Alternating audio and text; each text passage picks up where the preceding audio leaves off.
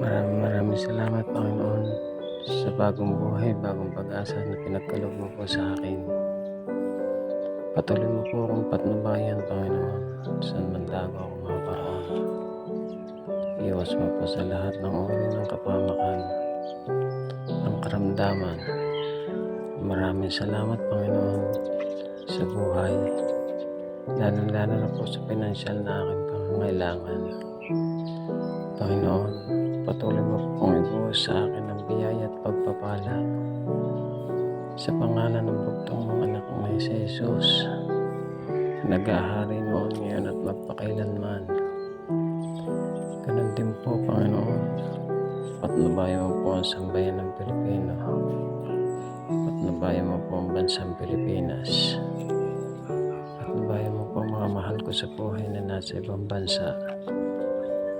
Maraming salamat po sa napakagandang biyayang pinagkakalob mo po sa amin sa araw-araw. Ganon din po sa liwanag, sa bagong pag-asa, sa hangin na aming nalalanghap. Maraming salamat.